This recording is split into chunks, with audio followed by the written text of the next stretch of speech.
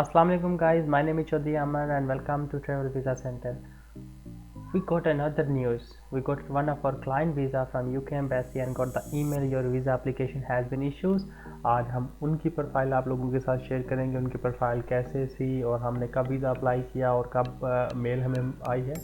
हमें 2 दिन पहले तकरीबन मेल रिसीव हो गई थी उनकी वीज़ा एप्लीकेशन इशू की, बट हमने उस पर वीडियो नहीं बनाई। और पिछली वीडियो पे लोगों ने रिक्वेस्ट की, मुझे बहुत सी कॉल्स आई कि आप अपनी प्रोफाइल जो जिस प्रोफाइल का वीज़ा इशू होता है उसकी वीडियो बनाया करें। और बहुत से लोगों ने ये भी कहा कि जो रिफ्यूज़ होते हैं उनकी भी बनाया करें। मेरी कोशिश होती है हर प्रोफाइल जिसमें कोई मिस्टेक नज़र आए या जो बहुत अच्छी नज़र आए ना, मैं उस पर वीडियो बनाऊँ ताकि आप लोगों को पता चले कि वीज़ा किस प्रोफाइल पे मिला है और किस प्रोफाइल पर किन वजूहात की वजह से वीज़ा रिफ्यूज़ हुआ है। तो बहुत से नेगेटिव कमेंट भी आते रहते हैं, नेगेटिव कॉल्स भी आती रहती हैं और बहुत से पॉजिटिव भी आते रहते हैं। खैर इन बातों को तो छोड़िए, आज हम उनकी प्रोफाइल शो करते हैं और ये आपको नज़र आ रही होगी उनकी visa application has been issue की ईमेल।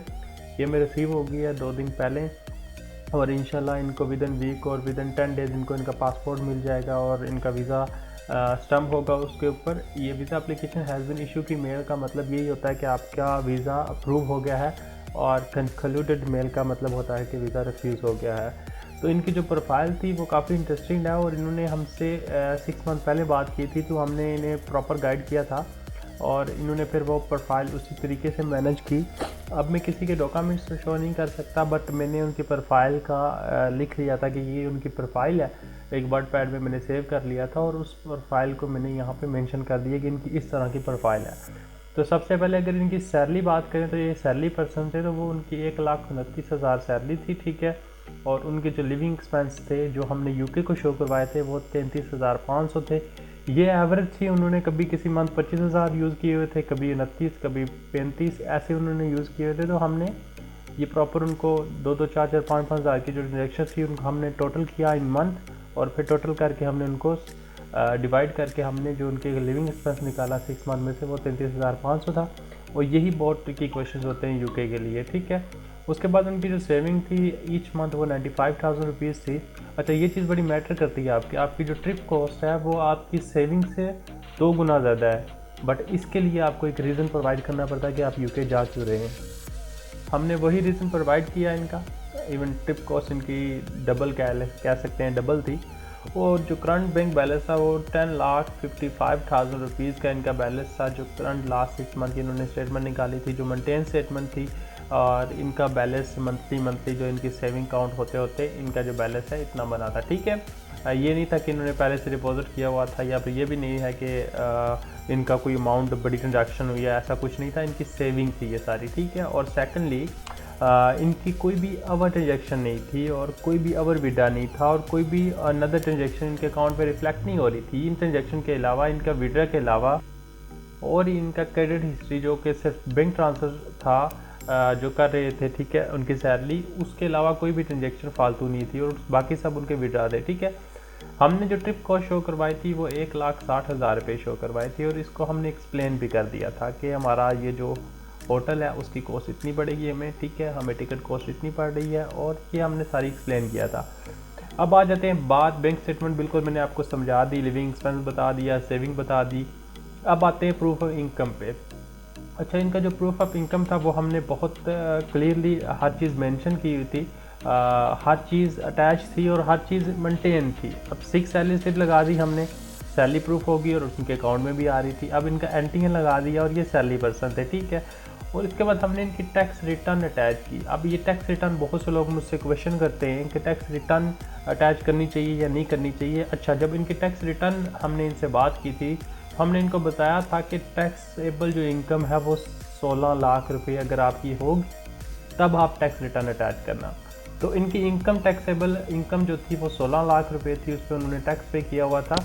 उस टैक्स वाली इनकम का ही हमने बैंक स्टेटमेंट के साथ मैच करवाई और फिर हमने ये टैक्स रिटर्न अटैच की। अदरवाइज़ हम नहीं करते, अदरवाइज़ ये टैक्स रिटर्न इनके जो केस है इसको ख़राब कर देती। और सेकेंडली हमने इस टैक्स रिटर्न में ही इनका ऐड करवा लिया था प्रॉपर्टी कि इनके पास ये एसेट मौजूद है, जो कि डिक्लेयर हो गया। और उसके बाद हमने वो प्रॉपर्टी के डॉक्यूमेंट लगा दिए और वो बहुत वैलिड पॉइंट हो गया कि उनके पास प्रॉपर्टी भी है, उसका इतनी मालियत है और ये 16 लाख का टैक्स भी दे रहे। हमने एक अच्छा सा कवर लेटर तैयार किया इनका, जिसमें ए से लेके जेड तक इनकी डिटेल थी, personal detail, family ties, going reason, everything, each and everything, travel itinerary से लेके हर कुछ। उसके बाद हमने जब कवर लेटर कंप्लीट था और इसके बाद हमने लीव लेटर जो इनका था उसको तैयार करवाया, और इन्होंने अपनी कंपनी से लीव लेटर लिया जिसमें मेंशन था कि यूके जा रहे हैं, इतने दिन का ट्रिप और इतने दिन बाद वापस आके ये अपनी कंपनी को ज्वाइन करेंगे। फिर हमने जो अटैच किया वो थे अदर डॉक्यूमेंट्स में उनका एफआरसी था, उनकी प्रॉपर्टी का डॉक्यूमेंट थे, और उनकी वो बिकॉज सिंगल थे और ओनली 25 ईयर ओल्ड थे, और उनका डिपेंडेंट शो करना भी बहुत ज़रूरी था केस में, ताकि यूके को लगे कि ये वापस आएंगे। तो हमने उनके मॉम एंड डैड को उनका डिपेंडेंट बना दिया, ठीक है, और डिपेंडेंट शो करवा दिया ताकि उनका होम टाइज स्ट्रॉन्ग लगे। इवन प्रॉपर्टी थी, बिजनेस जो इनकम थी, जॉब पर्सन थे, और इसके अलावा भी हमने ये चीज़ शो करवा के उनका केस को और स्ट्रॉन्ग कर दिया। उसके बाद जो ये वीज़ा है ये 49 डेज़ पहले हमने अप्लाई किया था, 49 डेज़ बाद इनका वीज़ा इशू हुआ, और इनकी जो ट्रैवल हिस्ट्री थी वो बहुत सिंपल सी थी, Dubai, Russia, Thailand and Malaysia. जो रशिया का था वो ये जो मिला था फीफा वर्ल्ड कप वाला वो वीज़ा था, ये कोई उनका स्टिकर वीज़ा नहीं था रशिया का, ठीक है, और थाईलैंड मलेशिया का तो आपको पता है, और दुबई का ई वीज़ा था, ठीक है। उन पर बेशक उनकी स्टैम्प्स थी, और ट्रैवल हिस्ट्री में काउंट होता है, बेशक ई वीज़ा भी हो उसकी स्टैंप लगी होती है इन एंड आउट की, ठीक है। और ये इनकी सिंपल सी प्रोफाइल थी, इस प्रोफाइल पे इनका वीज़ा एप्लीकेशन इशू हो गई है। और आप में से किसी भी बंदे का कोई भी क्वेरीज हो, कोई भी क्वेश्चन हो और कंसल्टेंसी लेना चाहते हो मुझसे, तो मेरे व्हाट्सअप नंबर पे मुझे कॉल या मैसेज कर सकते हैं। हम जो उस प्रोफाइल को ज़्यादातर कोशिश करते हैं गाइड करें, जिसकी वीज़ा होना हो उसी से केस लें और उसी का केस डील करें। और ये बहुत सिंपल सी प्रोफाइल एंड परफेक्ट प्रोफाइल थी, इसलिए मैंने आप लोगों के साथ शेयर कर दी, और बहुत ही इजी इनका हमें वीज़ा रिसीव हो गया। और क्वेरीज़ ये भी हैं लोगों की कि वीज़ा कितने दिन में मिलता है, तो देख लेंगे तकरीबन 50 डेज़ कह लें, हमें 50 डेज़ में ये वीज़ा इशू हुआ, और इसका कोई टाइम पीरियड नहीं है नाउ डेज़, कभी 35, कभी 30, कभी 40, कभी 60 डेज़, यही कुछ टाइम फ्रेम चल रहा है, कभी भी वो वीज़ा इशू कर सकते हैं। और यूके तो अभी आजकल बहुत डिले कर रहा है, बहुत डिले कर रहा है। इवन यूके 15 से 10 दिन में वीज़ा इशू कर देने वाला कंट्री था, बट ये कोविड की वजह से बहुत डिले करते हैं। तो उम्मीद करता हूँ कि आप लोगों को ये मेरी वीडियो पसंद आई होगी। अगर वीडियो अच्छी लगी तो मेरे चैनल को लाजमी सब्सक्राइब कीजिएगा। मिलते हैं नेक्स्ट वीडियो में। अल्लाह हाफिज़।